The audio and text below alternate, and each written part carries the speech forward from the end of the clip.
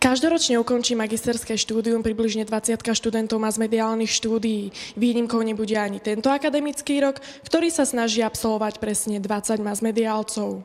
Zaujímalo nás, aké šance presadiť sa majú študenti s magisterským titulom tu, na východnom Slovensku. Túto otázku sme položili 3 kompetentným vyučujúcim. Ich odpovede si môžete porovnať.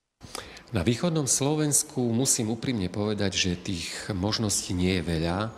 Takže keď mám byť optimistický, tak povedať, v lokálnych médiách sa dá začínať a v celoštátnych sa dá končiť. Všeobecne odbor masmediálne štúdia si myslím, že je v súčasnosti populárny, pretože mladí ľudia radi komunikujú a súčasná mediálna doba im to aj umožňuje.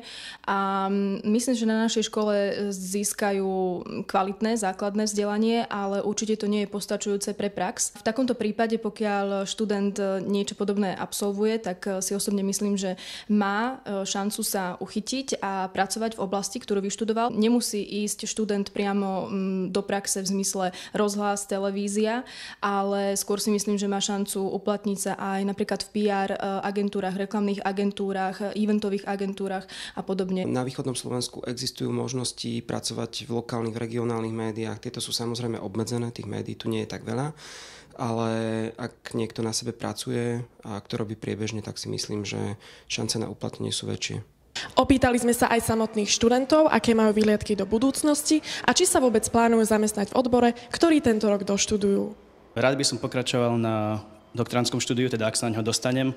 A ak náhodou nie, tak skúsim šťastie v nejakej redakcii. Mám v pláne si spraviť pedagogické minimum, lenže zistila som, že je menší problém so slovenským jazykom, keďže masmediálne štúdia nemajú vo svojom študijnom programe literatúru. Čiže ešte uvidíme, ako to budem riešiť. Plánuje sa zamestnať v mediálnej sfére? Áno, plánujem, pretože je mi táto práca blízka, už keď som si to vyskúšala na vysokej škole a rozhodne by som to chcela skúsiť. A čo ťa zaujíma najviac? Televízia, rádio alebo noviny?